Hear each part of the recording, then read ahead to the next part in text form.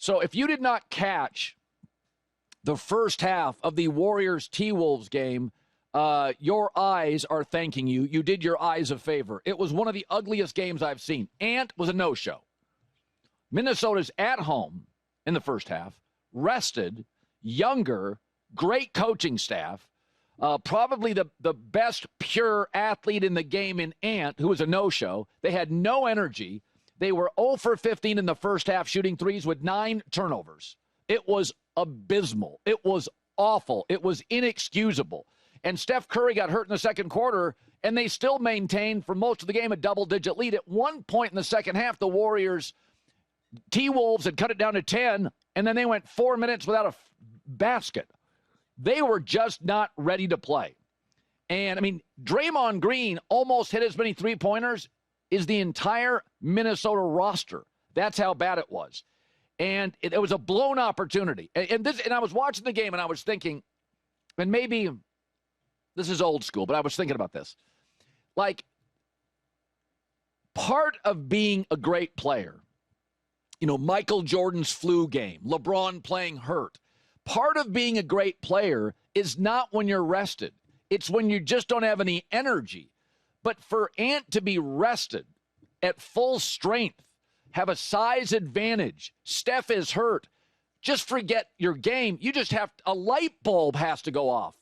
This is a moment. We got to win this game. And the Warriors stole home court advantage.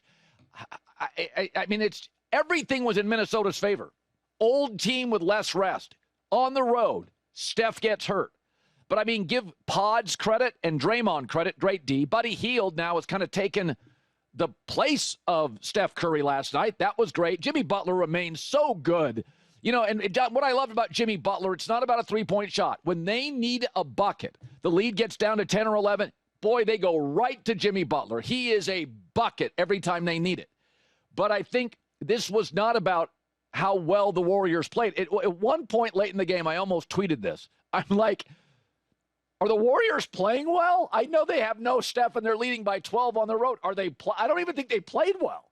I think Buddy Hield has played well, and Draymond and Pods are playing really great defense. Young guys can struggle defensively, but they got a guy, a former lacrosse star on the floor doing hook shots. I'm not even sure if the Warriors played well. What I know is Ant didn't, and the Warriors did.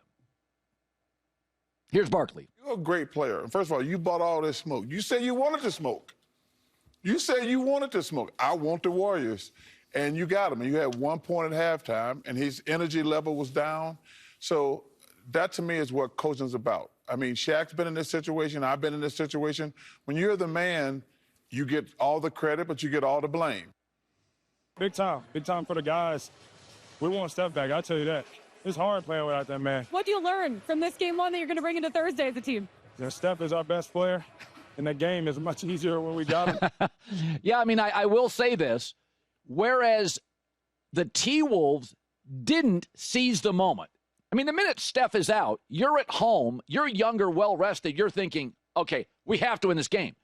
And yet the Warriors were the ones that played with urgency without Steph. They would have had excuses. But I thought in the fourth quarter late, their defense, listen, the Warriors, Steve Kerr may be known as an offensive guy. He certainly was as a player. But their defense with Golden State discombobulated Houston in Game 7, and it felt like it deserves a lot of credit here. But I just didn't like the lack of energy. I'm watching Ant thinking, bro, you got outplayed by Buddy Hield, who wore the wrong shorts to the game. Like, you got to do better than that. This is one of your games. You got to step up and make it. And by the way, guys get sick. I was talking to somebody last night about this. 82-game regular season, you could not play. The NBA could not officiate the regular season like they officiate the playoffs. That game was physical. These games are crazy. Guys are on the floor. There's elbows flying. I understand that there are, you get to a fifth or a sixth game in a series. But when the Warriors are outperforming the young Houston Rockets in Game 7, and a well-rested T-Wolves team has significantly less energy than an old Warriors team with fewer days rest, that's on Ant. You're the most dynamic athlete here. You have to step up and say, Steph's gone. This is a W. There are no excuses here. So I thought it was a bad look for Minnesota. And the playoffs remain. They are so good. I'll get to the Indiana win. But, J-Mac, so many things. I mean, like the Knicks beating the Celtics in Game 1. Last night, I'm watching Cavs-Pacers. Cavs had like a 7-point lead. You know, it's like a minute left. Some of the stuff that happens in these pressurized situations where a Tatum can disappear, an Ant can disappear. And this is where I'm very old school. Magic didn't always give you his best game. He once got the nickname Tragic Johnson. Yes. But Magic's energy was great. Michael and Bird's energy was great. Guys, you're flying on these jets. You don't get back-to-backs. The All-Star break is longer. Nutrition's better.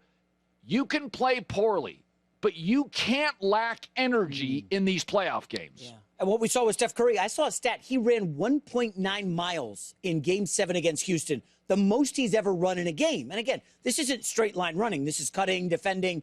And interestingly, 48 hours later, he pulls his hamstring. And Colin, I know you know injuries. Hamstrings need rest. I don't think he's coming back this series. That's my early guess. I'd be shocked if he's back at all. Well, he won't play Game 2. Hell, no shot. I mean, hamstrings are weeks, not days. And, you know, without Steph Curry, Colin, I know Minnesota looked terrible. There's no way they're losing this series to Jimmy Butler, I will Podziemski, say this. a former lacrosse player. I know, it's crazy. I'll say this. What made the Patriots great was the culture. Yeah. Many times the weather's inclement. I mean, remember when Brady slashed his hand before a big playoff game and he had like 8 stitches? He ripped it on a helmet. Culture in these big moments can really help win games. Buddy Hield has been Steph the last 2 games. Pods is playing like elite defense. He can't make a shot, but his defense has been great. They got a lacrosse player in there. What culture provides is everybody in a strong culture in New England knew what their assignment was. Nobody's guessing. Houston's half-court offense, nobody knows what it is outside of Şengün. The thing about the Warriors is it's like, guys, we got a crisis here. Steph's out. Everybody knew their role. Pods knew his. Buddy knew his. Jimmy Butler's the bucket guy. Draymond's like, oh, I have to shoot more threes now. Like, Draymond's like, okay, now I've got to crank up some threes. Like, everybody instantly, when Steph left, they went into their role and their slot. And that is the value of experience and culture. Yeah. And so many of these football games are decided in a red zone 4th down. That's a great point. I would go to the other side of it as well. Minnesota, interesting. Julius Randle suddenly can't make a three-pointer. Couldn't miss against the Lakers. I mean, Jaden McDaniel, these guys couldn't do anything last night. Meanwhile, they torched the Lakers. And don't tell me that's defense.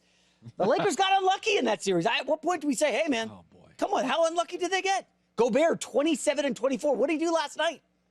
It was like nothing special. Maybe because the defensive... Kevon Looney, yeah. Draymond Green, those guys really Looney was good last night. Solid. Come on. Losing in 5 games has never been due to bad luck. It's a tough one. Really? Lakers fans were ticked watching that last night because Julius Randle turned into a pumpkin. He basically did. Yeah, this is the real Julius Randle. As Tim Legler will tell you, the NBA's whole contested shot thing, he had the idea of what a contested shot is. I would say Golden State contests a lot more shots than the Lakers do. That's fair. Yeah. I mean, now the Celtics had something like 32 uncontested threes against the Knicks, and they missed like 70%. Yeah, well, they also shot 60. Yeah.